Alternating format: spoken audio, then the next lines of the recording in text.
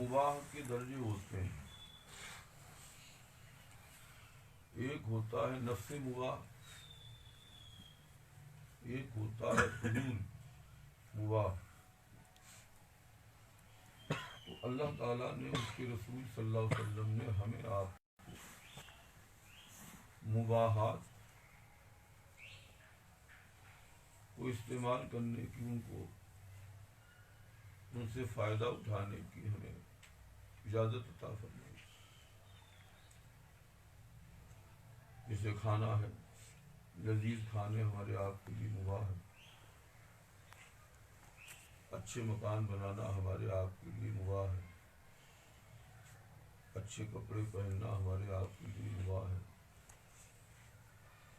ہم ساتھ ٹرین سے سفر کر رہے ہیں، ہمارے لیے مباح ہے. گھر سے سفر کر رہے ہیں، مباح ہے.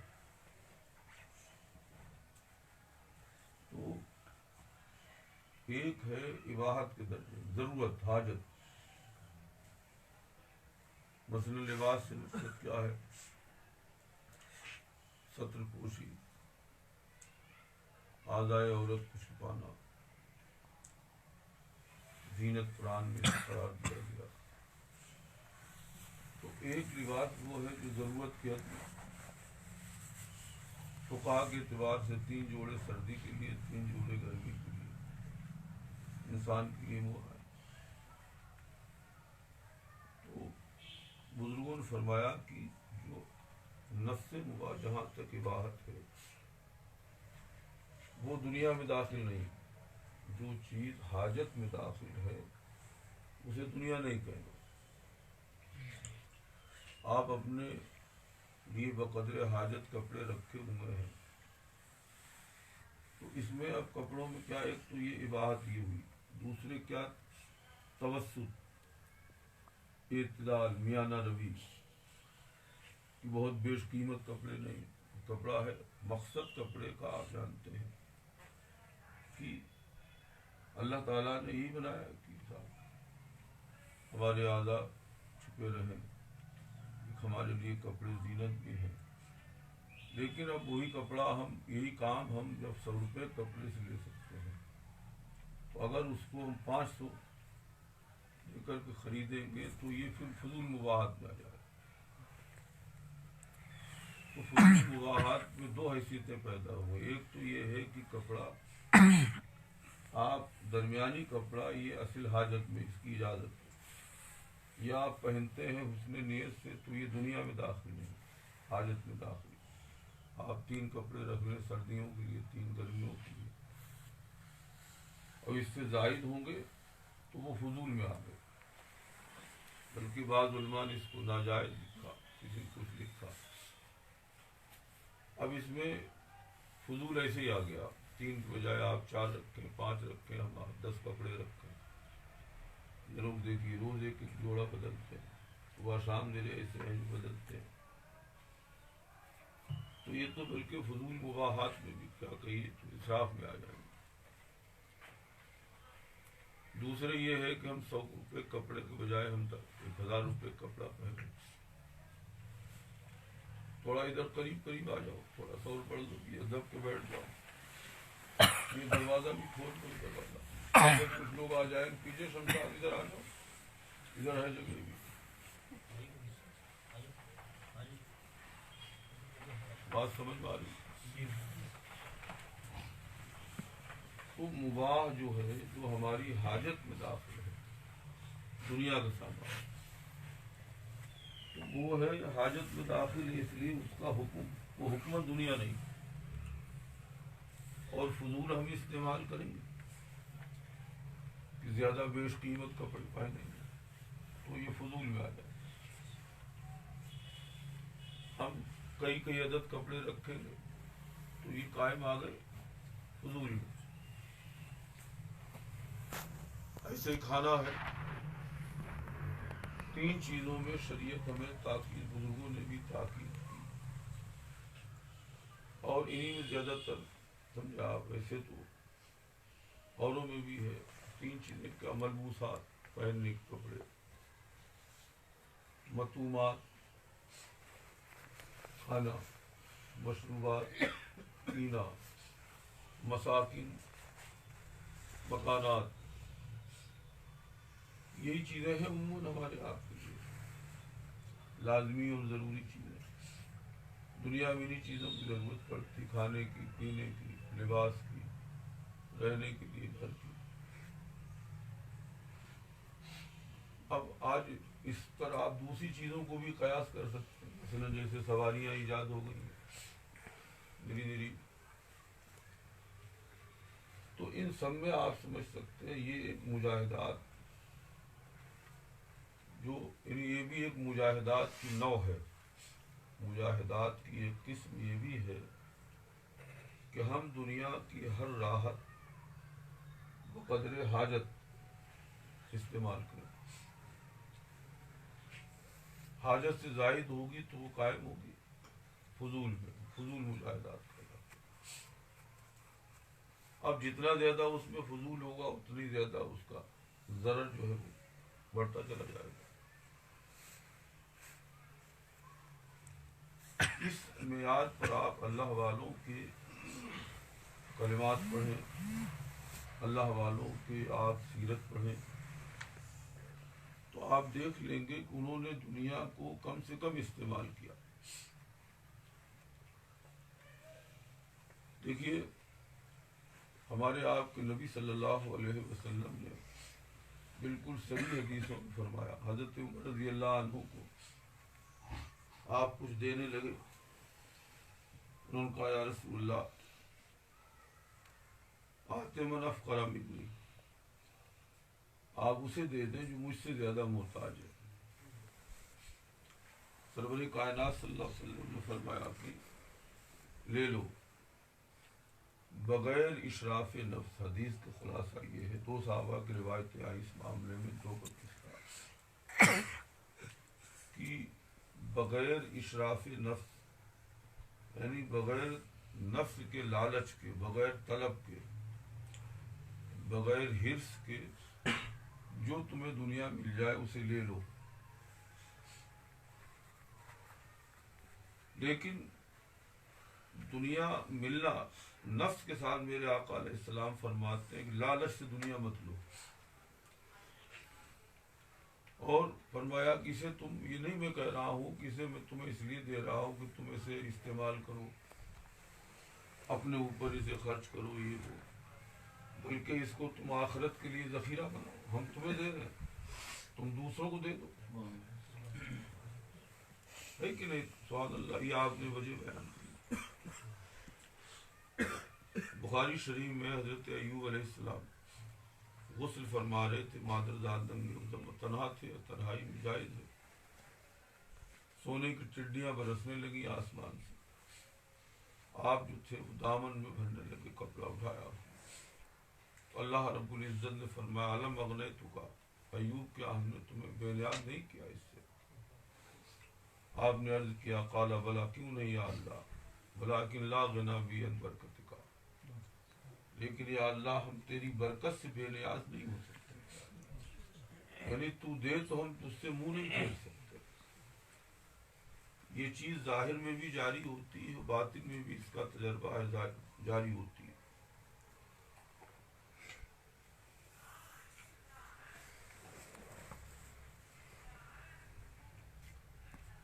تو ظاہر تو سمجھ گئے ہوں گے آپ، مثلا مال ڈھیروں مل رہا ہے بغیر لالچ کے، وہ بھی جائز طریقے سے آپ لے لیں، مجھ سے منہ نہ پھیریں، نفس میں طلب نہ ہو، لالچ نہ ہو، مل رہا ہے آپ لے لیں، اور نیت ہو کہ انشاءاللہ ہم اس سے دوسروں کی مدد کریں گے، دین کی مدد کریں گے، غریبوں کی مدد کریں گے، تو اسی مال کو آپ آخرت کی فلاح کا بہت بڑا ذریعہ بنا سکتے۔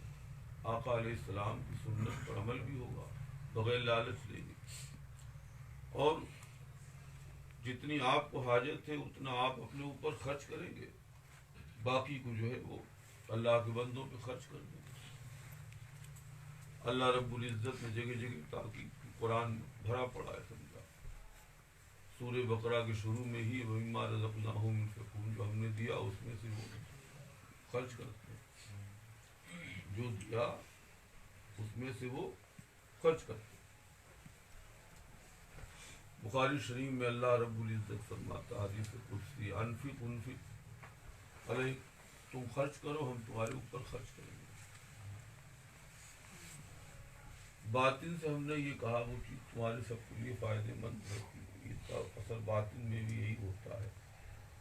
مثلاً ہم آپ مراقبہ کرتے ہیں تو جن لوگوں کے لطائف وغیرہ جاری ہو جاتے ہیں ان کو کیفیتیں محسوس ہونے لگتی ہیں۔ تو اگر کسی وقت آپ مراقبے میں بیٹھے ہیں اور کوئی کیفیت محسوس ہو رہی ہو، لگے انوار آ رہے ہیں، اس وقت آپ اگر مراقبہ توڑ دیں گے تو گویا ایک اللہ کی نعمت سے منہ پھیرنا ہوگا، تو پھر آپ دیکھیں گے پھر وہ جلدی کیفیت حاصل نہیں ہوگی۔ کبھی ایسا ہوتا ہے کہ شیطان جو ہے وہ ایسے کام لگا دیتا ہے کہ جس میں انسان سوچتا جلدی توڑ دے، مثلا مہمان بیٹھے اسے فکر ہوتی ہے، اور اکثر دیکھا گیا کہ ایسے موقعوں پر فیضان کبھی بہت زیادہ آتا ہے اور ایک دم عجب کیفیت ہوتی ہے، لیکن بندہ دوسروں بار بار ادھر خیال جائے گا کیا ان سے باتیں کرنی، ان سے ہی پلان کرنا ہے، ان سے ہی کرنا ہے، وہ کھانا کھلانا ہے، یہ ضرورت ایسی ڈال دیتا ہے شیطان۔ شیطان کو سب سے زیادہ وحشت اور نفرت کراہت ہوتی ہے ذکر سے۔ ہم نے بہت پہلے تمہیں یاد آ رہا کہ میں نے تمہیں واقعہ سنایا، امام محمد غزالی رضی اللہ عنہ نے العلوم شریف میں فرمایا کہ وہ شیطان جو ہے وہ نہیں چاہتا ہے کہ اجتماعی طور پر لوگ ذکر کریں، ویسے بھی انفرادی طور پر بھی نہیں چاہتا، لیکن اجتماعی طور پر ذکر میں بہت خلل ڈالنے کی کوشش کرتا ہے۔ لوگ حلقے میں بیٹھے ہوئے تھے، اس نے آ کر کے بہکانا شروع کیا، بہت ٹھہرنا چاہا کہ لوگ اٹھ جائیں یہاں سے، لیکن وہ اٹھے نہیں۔ تو اس نے کیا کیا کہ تھوڑی دور پر کچھ لوگ بیٹھے تھے، انہیں جا کر کے اسے لڑا دیا آپس میں۔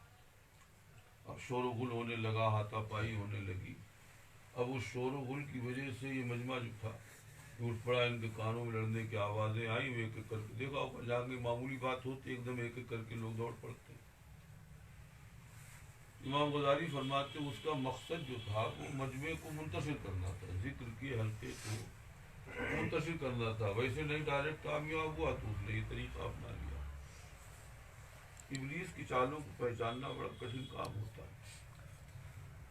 تو میں اپنے موضوع سے ہٹنا نہیں چاہتا ہوں، میں تمہیں یہ بتا رہا ہوں کہ اللہ دے نعمت تو اسے دینا چاہیے، اس سے منہ نہیں پھیرنا چاہیے، لیکن یہ دنیاوی نعمتوں میں شرط ہے کہ جائز طریقے سے ملے۔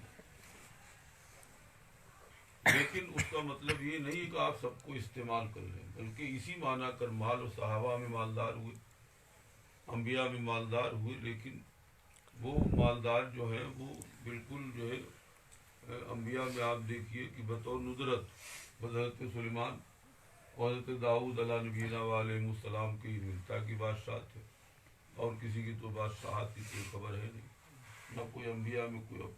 ظاہر سی بات ہے کہ کم و بیش 1,24,000 انبیاء کے مقابلے میں 2-4 اگر مالدار بھی ہوں تو ان کی کوئی حیثیت تو نہیں ہوتی ہے۔ صحابہ میں آپ دیکھ لیجیے، اغنیائے صحابہ میں چند ہی تھے گنے چنے، لیکن اس میں آپ یہ دیکھ لیں ان کی زندگی پڑھیں، حیات پڑھیں کہ انہیں اللہ نے ڈھیر دی، مگر انہوں نے دنیا کو اپنے اوپر استعمال نہیں کیا، انہوں نے اس دنیا کو فلاح آخرت کے لیے وسیلہ بنایا تاکہ ہمیں آخرت زیادہ سے زیادہ حاصل ہو جائے، اس کے لیے انہوں نے ذریعہ بنائی ہے۔ اس معاملے میں قول فیصل ہے صوفیہ کا بھی، سمجھے آپ، اور روایات کا بھی۔ تو مجاہدے کی ایک قسم کیا ہوئی، مطومات، ملبوسات، یعنی لباس میں، کھانے پینے میں، رہنے سہنے میں۔ اب ظاہر سی بات ہے کہ بستر ہے، اسی پر آپ ان ساری چیزوں کو آپ قیاس کر سکتے ہیں کہ جن چیزوں کی ہمیں آپ کو حاجت ہے، لیٹنے کے لیے مثلاً بستر کی حاجت ہے، چارپائی کی حاجت ہے۔ اب ہم ایک ادنا درجے کی چارپائی پر یا اوسط درجے کی چارپائی پہ ہم قناعت کر سکتے ہیں، تو 50,000 کا بیڈ ہم کیوں لیں؟ یہ ہے دیکھو اسلامی طریقہ یہ کوئی صوفیہ کا طریقہ صرف نہیں، یہ سنت طریقہ بھی ہے۔ ہمارے حاجت کے لیے ایک موٹر سائیکل کافی ہے تو ہم 2 موٹر سائیکلیں کیوں لیں؟ ہمارا کام اگر 5 لاکھ کی گاڑی سے چل سکتا ہے تو ہم 50 لاکھ کی گاڑی کیوں لیں؟ یہ صاحب ہم 16 لاکھ کی گاڑی کیوں لیں، 20 لاکھ کی گاڑی کیوں لیں؟ یہ سب چیزیں قائم آتی ہیں فضول مباحات میں۔ تو دنیاوی جتنی بھی نعمتیں ہیں آپ ان کو سب کو آپ اسی پر قیاس کر سکتے ہیں کہ ان ساری چیزوں میں مجاہدہ یہ ہے، سنت یہ ہے، اللہ رسول کی مرضی یہ ہے، وہ اللہ دے کتنا ہی، لیکن ہم اپنے اوپر انہیں استعمال کریں تو اتنا ہی استعمال کریں جتنی کہ ہمیں حاجت ہے۔ نہیں سمجھا؟ باقی ہم ان چیزوں کو اپنی آخرت کے لیے مال بچا کر کے ہم اس کے لیے ہم آخرت کا ذریعہ بنائیں۔ یہ بات سمجھ میں آئی؟ مجاہدے کی یہ نوع ہوئی، اس میں آپ جانتے ہیں بہت فائدے، اتنے زیادہ فائدے ہیں کہ بیان نہیں کیے جا سکتے۔ مجدد صاحب فرماتے رضی اللہ عنہ، فضول مباحات جو لوگ اختیار کرتے ہیں ان سے کرامتوں کو ظہور نہیں ہوتا ہے، اور ان کو تصرفات کرامات نہیں حاصل ہوتی، تصرفات بڑی چیز نہیں آتی۔ کبھی آپ دیکھیں گے فضول مباحات والے تو کبھی چین سکون سے رہتے ہی نہیں، موٹاپا زیادہ آئے گا، پیٹ زیادہ بڑھے گا، سستی زیادہ آئے گی، ایسے بندے دین کا زیادہ کام نہیں کر پاتے کیونکہ ان کو عیش و راحت کی بڑی ضرورت ہوتی ہے۔ توسط میں آپ اندازہ لگا لیجئے کہ بدن میں پھرتی رہے گی، سستی نہیں رہے گی، کاہلی نہیں رہے گی۔ دوسری بات آپ یہ دیکھیے کہ فضول مباحات کے جو لوگ عادی ہوتے ہیں، تو اب مثال کے طور پر توسط یہ بھی ہے کہ صاحب کبھی ہم گوشت کھائیں تو کبھی ہم دال بھی کھا لیں، کبھی ہم سبزی بھی کھا لیں، سستی چیزیں کھا لیں، 10-20 منٹ کا مسئلہ ہے، لذت کام و دہن کتنی دیر کھاتے ہو۔ اب اگر ہم نے ہر ٹائم گوشت کی عادت ڈالی، ہم تو روزانہ دیکھتے ہیں، مولویوں دیکھتے ہیں سب کو کہ لذیذ کھانے ہوتے ہیں، چن کے آدمی کھاتا ہے، کیونکہ اس کے سامنے اسے دال اور اسے سبزی نہیں اچھی لگتی۔ یہ خلاف سنت کام ہے، سمجھا؟ پہلی بات تو کئی سالن ایک ساتھ کھانا یہ بھی سنت کے خلاف۔ آقا علیہ السلام نے یہ حدیثوں سے ثابت ہے کبھی 2 سالن ایک ساتھ جمع نہیں کیے۔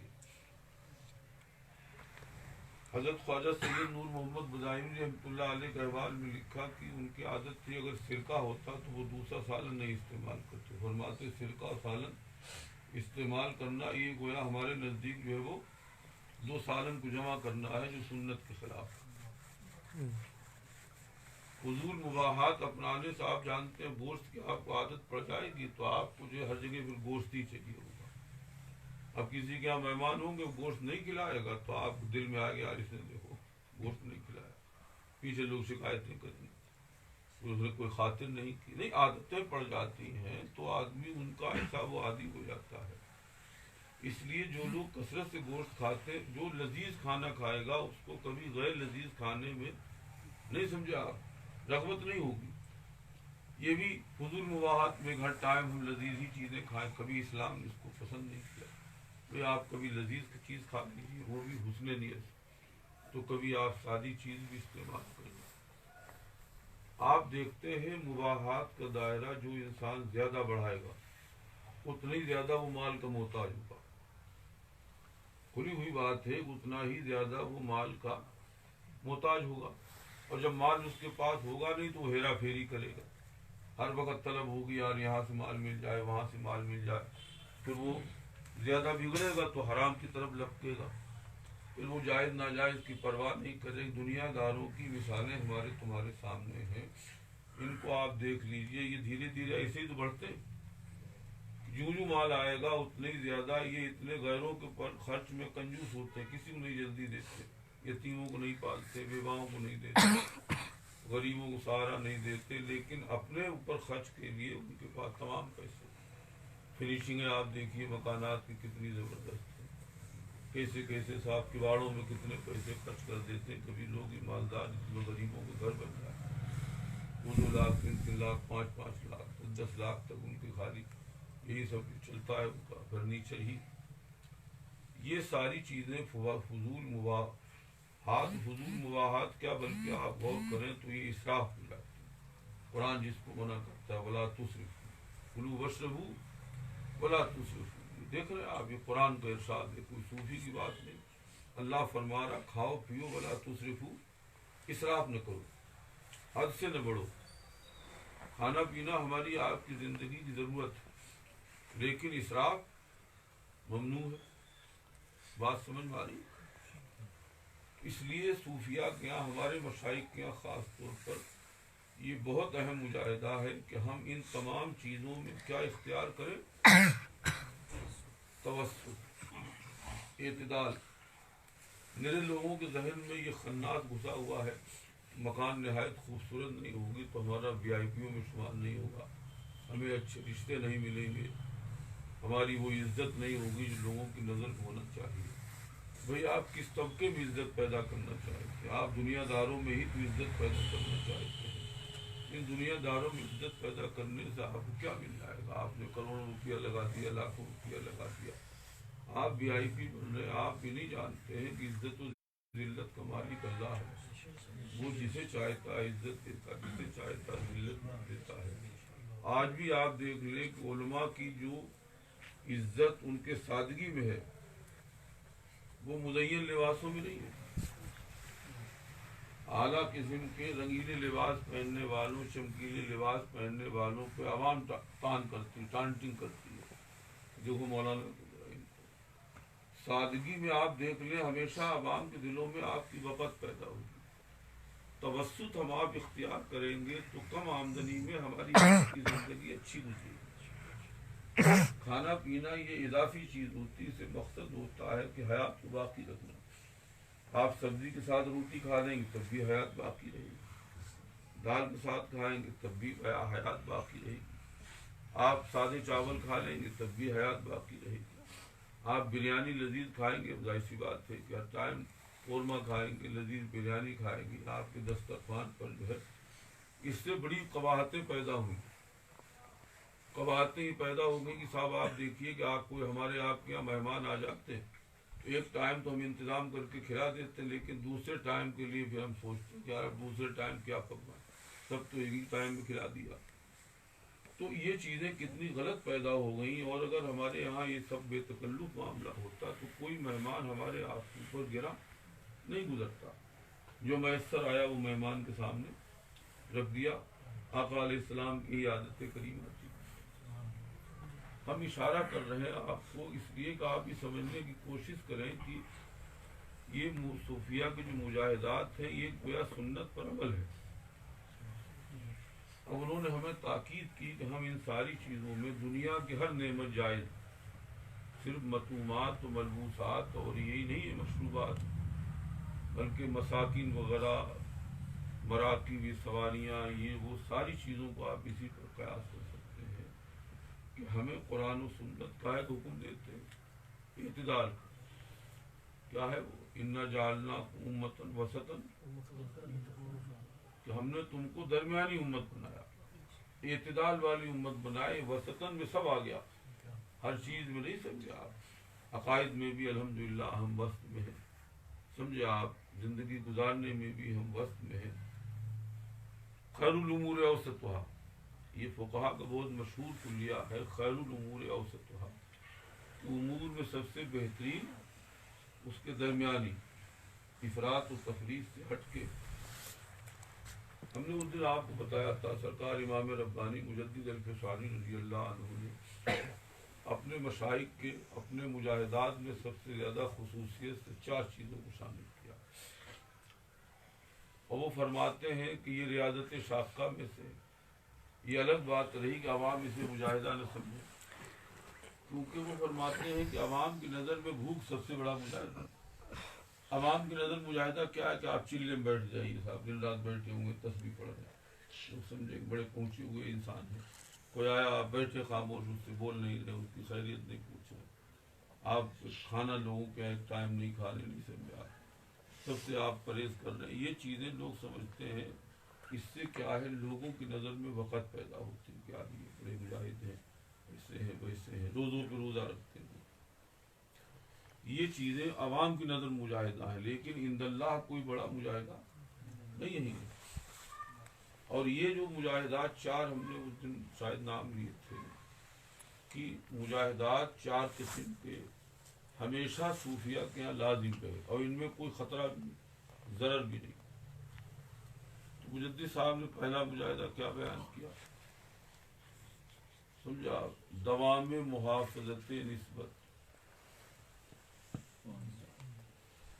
اب اسے آپ دیکھیں، اس دن ہم نے مطلب بھی شاید سمجھایا تھا کہ نقش بندیوں کی نسبت کیا ہے کہ جب نسبت حد کمال کو پہنچتی ہے، یہ انسان سلوک طے کرتا رہتا ہے اور آخر میں پہنچتا ہے، تو ٹھیک کوئی بات ہے، بس تو خلق رہنے،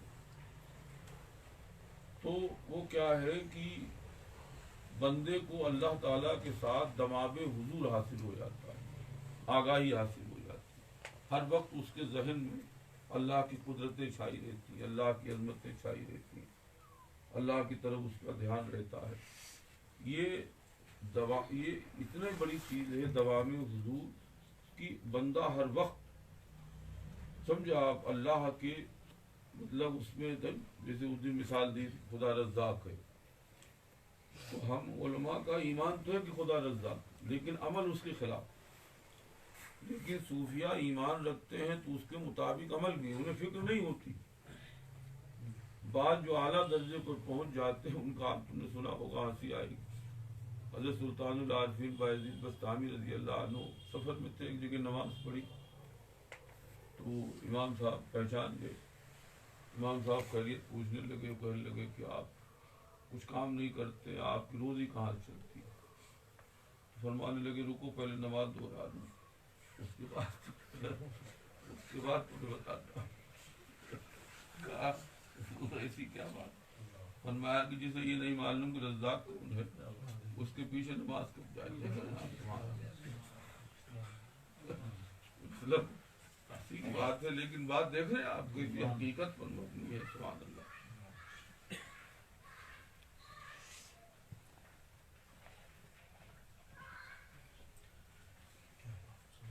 مجاہدہ فرماتے دوام محافظت نسبت، اس لذت کو وہی جانتے ہیں کہ جو اس راہ کے ہیں، اس منزل کے ہیں، وہ ہر وقت مگن رہتے ہیں اس بات میں کہ وہ ہماری توجہ اللہ کی طرف ہے، اور ایسے بندوں پر فیض بالدوام ہوتا ہے۔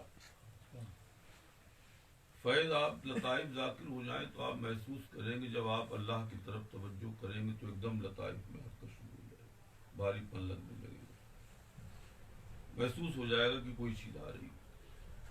رسول اللہ صلی اللہ علیہ وسلم کی طرف آپ توجہ کریں گے تو یہ کیفیت ہوگی، یا اللہ والوں کی طرف آپ توجہ کریں گے تو آپ کی کیفیت ہو جائے گی۔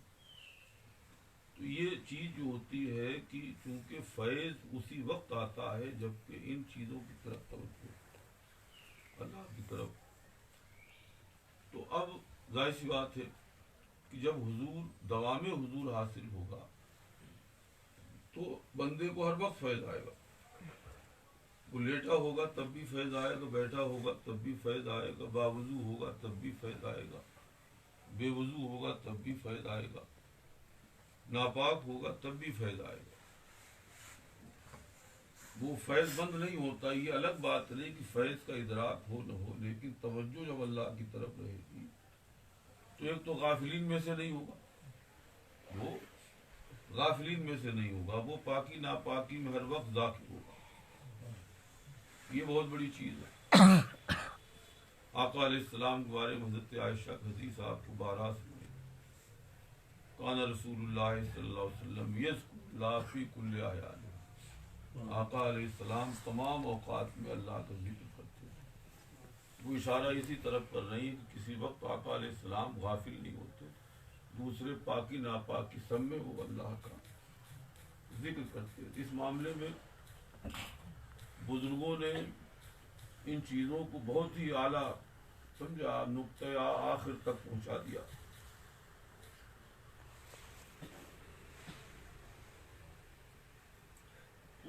دوام محافظت نسبت،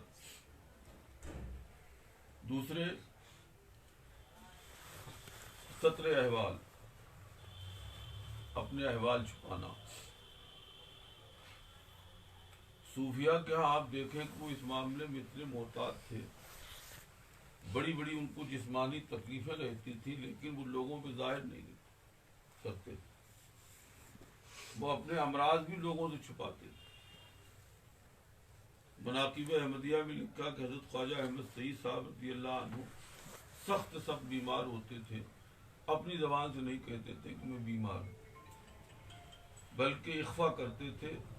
ہم لوگ شاہ محمد مظہر فرماتے رحمۃ اللہ علیہ، ہم لوگ آپ کی کیفیت سے سمجھ لیتے تھے کہ آپ بیمار ہیں، ورنہ وہ آپ کبھی اشارتاً کنایتاً بھی جلدی اپنی بیماری کا اظہار نہیں فرماتے تھے۔ یہ بہت بڑی چیز ہے۔ ستر احوال کی ایک مثال ہم نے آپ کو دی کہ آپ دیکھیں حدیث شریف میں رسول اللہ صلی اللہ علیہ وسلم نے کیا فرمایا کہ مسکین وہ نہیں ہے جسے ایک لقمہ دو لقمہ لوٹا دے، بلکہ فرمایا کہ مسکین تو وہ ہے نا جن کے مساکین قرآن میں جن کے فضائل آئے، حدیثوں میں فضائل آئے۔ وہ آقا علیہ السلام فرماتے مسکین وہ ہے جس کے پاس کچھ کھانے کو بھی نہیں ہے اور لوگوں سے بتاتا بھی نہیں، لوگوں کو اس کا حال بھی نہیں معلوم ہے کہ لوگ اس کے اوپر خرچ کریں۔ ہم آپ دیکھیں کہ اپنے تمام چیزیں ہوتے ہوئے بھی ہم آپ دوسروں سے اپنی غربت بیان کرتے رہتے ہیں کہ ہمارے پاس یہ نہیں، یہ پریشانی ہے، اتنے بچے ہیں اور اتنا خرچہ ہے اور رات دن ہے، یہ ہے وہ ہے۔ آپ دیکھیں، آپ اکثر دیکھ لیں گے یہ بالکل چیز کیا ہے، شریعت کے بھی خلاف، آقا علیہ السلام کے بالکل مزاج کے خلاف۔ صوفیہ فرماتے ستر احوال، اس میں دیکھو احوال کا لفظ ہے، دو طرح کے احوال ہو گئے۔ ایک تو یہ احوال ہم نے آپ سے ذکر کیے جو عوارض ہمارے آپ کے اوپر طاری رہتے ہیں، اسقام، یہ بیماریاں، علتیں، سمجھا آپ، یہ اپنی غربت وغیرہ، تو یہ بڑی چیز ہے۔ سیدنا امام اعظم ابو حنیفہ رضی اللہ عنہ کے قصہ ہمارے استاد سنایا کرتے تھے کہ ایک بوڑھی عورت امام اعظم کے آئی عقیدت میں رہنے کے لیے، وہ 1 مہینہ بھر رہی تو انہوں نے کہا ہم ابو حنیفہ جا رہے ہیں، نہیں رہیں گے تمہارے ہاں۔ فرمایا کہ کیا بات ہے بھائی، کیا تکلیف پہنچی، آپ اماں رہو یہاں۔ کہنے لگی نہیں ہم نہیں رہیں گے۔ کہا کیوں؟ کہا کہ 1 مہینہ ہو گیا ہم نے تمہارے یہاں کسی کو تکلیف بھی نہیں دیکھا، تو اس لیے ہمارا دل کہہ رہا ہے کہ اللہ تعالیٰ نے تمہیں تمہارے اہل و عیال کو ڈھیل دے دی۔ استدراج سے انہوں نے تعبیر کیا کہ اللہ نے تمہیں ڈھیل دے دی، 1 مہینے میں ہم نے کوئی مصیبت نہیں دیکھی تمہارے اوپر آئی ہو، کوئی پریشانی آئی ہو۔ تو سبحان اللہ، امام اعظم ابو حنیفہ رضی اللہ عنہ ان کو تنہائی میں لے گئے اور آپ نے اپنے کرتا اٹھا دیا تو ان بوڑھی عورت نے دیکھا کہ پیٹھ میں امام اعظم کو بہت بڑا زخم تھا۔ تو فرمایا کہ یہ دائمی طور پر میرے زخم رہتا ہے لیکن میں اب کسی کو بتاتا نہیں۔ یہ ستر احوال بہت بڑی چیز ہے۔ خودداروں کو طریقہ یہ ہے کہ آپ دیکھیے امام اعظم ابو حنیفہ رضی اللہ عنہ کہ سبحان اللہ فضائل میں لکھا کہ امام اعظم بڑا اچھا لباس پہنتے تھے۔ ان کے لوگ ان سے کہتے کہ آپ کھانا مطبخ میں گرے پڑے ٹکڑے کھا لیتے ہیں، طلبا کو اتنا اچھا آپ کھلاتے ہیں، خود آپ کی حالت ہے۔ تو فرماتے وہ تنہائی کی چیز ہے، خلوت کی چیز ہے، وہ ہمارا اپنا نجی معاملہ۔